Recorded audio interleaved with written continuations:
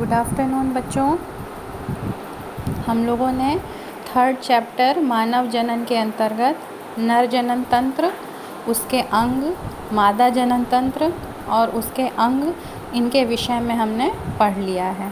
अब आज हम पढ़ेंगे युग्मक जनन की प्रक्रिया, जिसे इंग्लिश में हम गैमेटोजेनेसिस कहते हैं। अब चूँकि मनुष्य में दो प्रकार के लिंग हैं, नर और मादा, तो और दोनों के ही जनन तंत्र अलग अलग हैं, तो इनके द्वारा उत्पन्न होने वाले युग्मक भी अलग अलग होते हैं। ठीक, नर जनन अंग आपने पढ़ लिया है। जो प्राथमिक नर जनन अंग है वो है वृषण, और जो मादा प्राथमिक जनन अंग है उसे हम अंडाशय कहते हैं। दोनों ही अंगों में युग्मक जनन की प्रक्रिया के द्वारा, युग्मक जनन का मतलब युग्मक का निर्माण, युग्मक जनन की प्रक्रिया द्वारा क्रमशः मतलब वृषण से शुक्राणु प्राप्त होते हैं और अंडाशय से अंड प्राप्त होता है। ठीक है, अब इसके विषय में हम लोग डिटेल में पढ़ेंगे। तो सबसे पहले हम लोग पढ़ते हैं कि किस प्रकार से वृषण में युग्मक जनन होता है, जिसके फलस्वरूप हमको शुक्राणु प्राप्त होता है। शुक्राणु क्या है? नर जनन अंग द्वारा उत्पन्न युग्मक, नर युग्मक। ठीक है, और बच्चों आपको ये मैंने जब हम लोगों ने पौधों के विषय में पढ़ा था, जहाँ हम लोगों ने लघु बीजाणु जनन और दीर्घ या गुरु बीजाणु जनन पढ़ा था, तो वहाँ पर भी हमने देखा था कि किस प्रकार से एक द्विगुणित कोशिका होती है और उसमें अर्धसूत्री विभाजन के फलस्वरूप हमको अगुणित युग्मक प्राप्त हो जाते हैं। बाद में यही अगुणित युग्मक निषेचन के द्वारा, मतलब नर युग्मक और मादा युग्मक के संलयन से हमको युग्मनज प्राप्त होता है, और यही युग्मनज जो है वो बाद में भ्रूण में परिवर्धित हो जाता है। तो वही प्रक्रिया बच्चों मानव में भी है, लेकिन उसमें हम किस तरह से वो होता है उसको अब हम यहाँ पर देखेंगे। तो सबसे पहले हम लोग आज शुक्र जनन पढ़ेंगे। शुक्र जनन का मतलब शुक्राणु का निर्माण। अब इसको इंग्लिश में हम स्पर्मियोजेनेसिस कहते हैं। ठीक है, इसको अब हम देखते हैं इसमें कैसे होता है ये प्रक्रिया। तो पहले जो है आपको, अगर जब मैंने आपको पढ़ाया था कि वृषण में कौन कौन सी कोशिकाएं, उसकी जब हम आंतरिक संरचना देखते हैं तो हमें उसमें कौन कौन सी कोशिकाएं दिखती हैं? शुक्राणु जन कोशिका, या जिसको हम नर जर्म कोशिका कहते हैं, और दूसरी कोशिका हमने क्या पढ़ी थी? सर्टोली कोशिका। ठीक है, तो ये दो कोशिकाएं आप लोग ध्यान में रखिएगा, ये नर जनन अंग के अंतर्गत आती हैं। अब वृषण में जो हमने पढ़ा था नर जर्म कोशिका या शुक्रजन कोशिका, उसमें जो है जब शुक्राणु जनन की प्रक्रिया होती है तो उसके फलस्वरूप हमको शुक्राणु प्राप्त होते हैं। तो सबसे पहले हम ये देखते हैं कि ये किस प्रकार से शुरू होती है। जो शुक्र जनन कोशिका होती है या शुक्रजन कोशिका होती है, वो किशोरावस्था के दौरान जो है वो एक्टिव हो जाती है, या कह सकते हैं कि वो उस वक्त जो है वो क्रियाशील हो जाती है। तो उसमें क्या होता है, कई बार समसूत्री विभाजन होता है। समसूत्री विभाजन की बताने की ज़रूरत नहीं होगी कि मैंने आपको बताया था कि जब एक कोशिका जो कि द्विगुणित होती है और उसमें बराबर विभाजन होता है गुणसूत्रों का, और वो एक कोशिका से दो कोशिका प्राप्त होती है और गुणसूत्रों की संख्या समान रहती है, तो उस प्रकार के विभाजन को हम क्या कहते हैं? समसूत्री विभाजन। तो इन शुक्रजन कोशिकाओं में कई बार समसूत्री विभाजन होता है, जिससे उसकी संख्या में वृद्धि होती है। अब बच्चों ये शुक्रजन कोशिकाएं पहले से ही द्विगुणित हैं, यानी 2n है, और इनमें गुणसूत्रों की संख्या कितनी होगी? 46। ये आपको पता है कि मानव में गुणसूत्रों की संख्या कितनी होती है एक द्विगुणित कोशिका में? 46, जिसको हम लिखते हैं 2n इज इक्वल टू 46। अब क्या होता है इसके बाद जो है, जब कई बार समसूत्री विभाजन के फलस्वरूप हमको कई सारी शुक्रजन कोशिकाएं प्राप्त हो जाती हैं, तो उस शुक्रजन कोशिका में अर्धसूत्री विभाजन होता है। जब अर्धसूत्री विभाजन होता है तो उसके फलस्वरूप हमें क्या प्राप्त होती हैं? प्राथमिक शुक्राणु कोशिका। ठीक है, ये मैंने यहाँ पर दिखाया हुआ है, प्राथमिक शुक्राणु कोशिका, या इंग्लिश में हम कैसे कहते हैं? Primary spermatocyte. अब इस प्राथमिक शुक्र कोशिका में जब पुनः पहला अर्धसूत्री विभाजन होता है तो उसके फलस्वरूप हमें प्राप्त होती है द्वितीयक शुक्राणु कोशिका, जिसे हम कहते हैं सेकेंडरी स्पर्मेटोसाइट। अब बच्चों, ये जो होती हैं, चूँकि इनमें अर्धसूत्री विभाजन हुआ है तो ये अब हमें जो कोशिकाएं प्राप्त होंगी वो कैसी होंगी? अगुणित, जिसको हम n से प्रदर्शित करते हैं। अब यहाँ पर मैंने जो लिखा हुआ है 23 गुणसूत्र, अब गुणसूत्रों की संख्या कितनी हो जाएगी? आधी।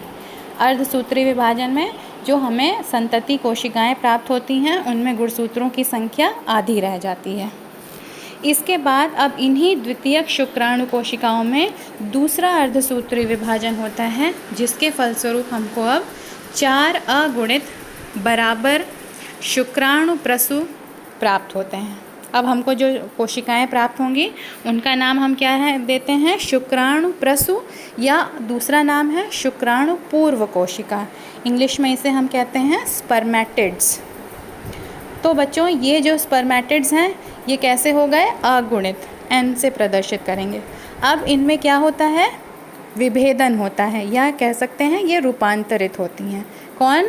स्पर्मेटिड्स या शुक्राणु प्रसु। इनमें रूपांतरण होने के बाद ये किस रूप में हमें प्राप्त हो जाती हैं? शुक्राणु के रूप में। अच्छा, तो इस पूरी प्रक्रिया को अब हम, यानी पूरी प्रक्रिया नहीं, इसमें हम सिर्फ यहाँ से यहाँ तक, मीन्स ये वाली जो प्रक्रिया है शुक्राणु प्रसु से शुक्राणु का निर्माण, इस प्रक्रिया को हम कहेंगे शुक्र जनन, जो हम शुरू में हमने लिखा था।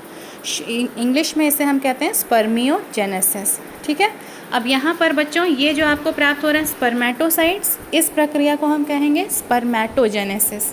ठीक है, लेकिन शुक्राणु जहाँ प्राप्त हो रहा है उस प्रक्रिया को हम कहेंगे स्पर्मियोजेनेसिस। अब क्या होता है? जब ये शुक्राणु बन जाते हैं तो अब हमें एक कोशिका से कितने शुक्राणु प्राप्त हुए हैं? 4 शुक्राणु प्राप्त हुए हैं। अब यही 4 शुक्राणु जो हैं ये जाकर जो हमारी दूसरी कोशिका थी, सर्टोली कोशिका, जो इनको पोषण प्रदान करती है, उसके साथ जाकर ये चिपक जाते हैं या उसमें धंस जाते हैं। और जब शुक्राणु मुक्त होने की क्रिया होती है, जिसे हम क्या कहते हैं? वीर्य सेचन या स्पर्मिएशन, इस प्रक्रिया के द्वारा बाद में शुक्राणु सर्टोली कोशिकाओं से मुक्त हो जाते हैं।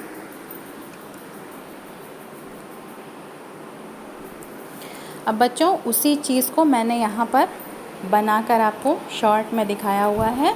इसको आप अपनी कॉपी में भी ड्रॉ कर सकते हैं, और इस पेज पर बना हुआ सभी डायग्राम जो हैं वो एग्ज़ाम के पॉइंट ऑफ व्यू से बहुत ही इम्पॉर्टेंट है, क्योंकि ये अक्सर आता है शुक्राणु की संरचना पूछी जाती है चित्र के साथ। कभी कभी चित्र आता है, कभी कभी पूरी संरचना लिखने के लिए आती है, और ये आपसे ये भी पूछा जाता है कि किस तरह से शुक्राणु जनन की प्रक्रिया होती है उसको समझाइए। तो आप लिखने के बाद ये डायग्राम ज़रूर बनाएंगे। तो एक बार इसको मैं फिर से रिवाइज़ करवा देती हूँ आपको। तो पहले मैंने यहाँ पर लिखा हुआ है यौवनारंभ पर, मीन्स जब किशोरावस्था शुरू होती है, जो कि मानी जाती है 10 से 13 वर्ष के बीच में। अब क्या होता है, वही चीज़ मैं आपको यहाँ पर बता रही हूँ, लेकिन आपको सेल बना के इसके माध्यम से दिखाया गया है यहाँ पे। तो सबसे पहले हमने क्या देखा था? शुक्राणुजन कोशिका। ठीक है, इस शुक्राणुजन कोशिका में ये आपकी शुक्राणुजन कोशिका है। अब इसमें क्या होता है? समसूत्री विभाजन होता है। ये आपको समसूत्री विभाजन के फलस्वरूप हमें क्या मिलती हैं? 2 कोशिकाएं मिलती हैं। तो यहाँ आपको मैंने ये 2 कोशिकाएं ये वाली दिखाई हुई हैं। अब फिर से इनमें समसूत्री विभाजन होता है, तो हमें फिर से हर एक से 2-2 कोशिकाएं और प्राप्त हो जाती हैं। अब क्या होता है, इनमें से हम इन सभी को लेकर नहीं चल रहे हैं, अभी केवल हम इस कोशिका को लेकर चल रहे हैं।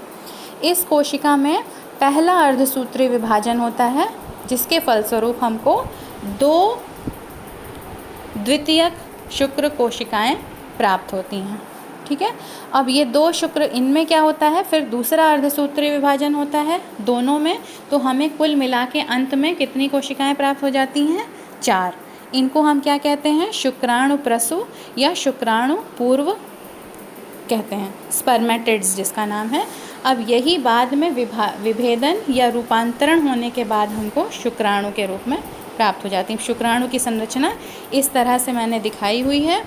अब यहाँ बच्चों एक चीज़ ध्यान दीजिएगा कि यहाँ पर देखिए 46 है, उसके बाद ये आ गया 23। जहाँ से अर्धसूत्रीय विभाजन की शुरुआत हो गई वहाँ पर हमको गुणसूत्रों की संख्या आधी होनी शुरू हो गई। तो पहले हम शुरू में लेकर चले थे 46 गुणसूत्र के साथ, और अंत में हमें जो 4 शुक्राणु प्राप्त होते हैं वो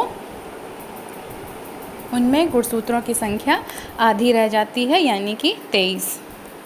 अब यहाँ पर हम इसकी संरचना को भी समझ लेते हैं, शुक्राणु की संरचना। ये बहुत ही इम्पॉर्टेंट है बच्चों, इसको आप लोगों को बहुत अच्छे से ड्रॉ करना सीखना भी होगा और इसके विषय में आपको लिखना भी आना है। तो पहले हम समझ लेते हैं, ये मैंने आपको चित्र से थोड़ा समझ में आ रहा होगा कि एक ऊपर गोल सी संरचना है और नीचे पूंछ जैसी संरचना है। तो उसी की हमने जब डिटेल स्टडी करी है तो हमें किस तरह से संरचना दिखती है वो यहाँ पर दिखाया गया है। तो ये आपको एक छोटा सा यहाँ पर अग्रपिंडक दिखाई पड़ता है, एक घुंडी जैसी संरचना निकली हुई होती, हुक जैसी, जो कि थोड़ी सी चौड़ी होती है। इसको हम क्या नाम देते हैं, अग्रपिंडक। और इसके बाद एक थोड़ी सी चौड़ी सी संरचना होती है जो कि इसका हेड कहलाती है। ठीक है, हेड में जो है ये दोनों ही चीज़ें आएंगी। इसके अंदर आपको क्या दिखेगा, केंद्रक युक्त गुणसूत्री पदार्थ। ठीक है, गुणसूत्र होंगे, केंद्रक होगा, और फिर बीच में नीचे जाकर देखिए ये थोड़ा सा सकरा हो जाता है, जिसको हम इसकी ग्रीवा, या ग्रीवा का मतलब उसकी गर्दन समझ लीजिए, ग्रीवा कहलाती है। अब उसके बाद थोड़ा सा एक लंबा हिस्सा होता है जो इसका मध्य खंड कहलाता है। इसमें बच्चों आपको ये जो सीढ़ी नुमा संरचना ये इस तरह से जिगजैग दिख रहा है, ये क्या चीज़ है, इसमें पाए जाने वाले करोड़ों माइटोकॉन्ड्रिया होते हैं। बहुत अधिक संख्या में माइटोकॉन्ड्रिया पाए जाते हैं। बच्चों आपने पिछली कक्षा में पढ़ा था कि माइटोकॉन्ड्रिया क्या होते हैं, ऊर्जा के स्रोत होते हैं। एटीपी जो है वो इन्हीं के द्वारा उत्पन्न होती है। तो इसमें हम जो हैं ये क्यों पाए जाते हैं इसमें, क्योंकि आपको मालूम है कि शुक्राणु जो हैं वो बहुत ही तेज़ी से गति करते हैं। तो उस गति के लिए जो ऊर्जा की आवश्यकता होती है वो हमें किससे प्राप्त होती है, माइटोकॉन्ड्रिया से प्राप्त होती है। और उसके बाद का जो हिस्सा है आपको ये दिख रहा है, ये इसकी पूंछ है, पूंछ कह जाते हैं, टेल जिसे कहते हैं। तो ये हो गई आपकी शुक्राणु की संरचना।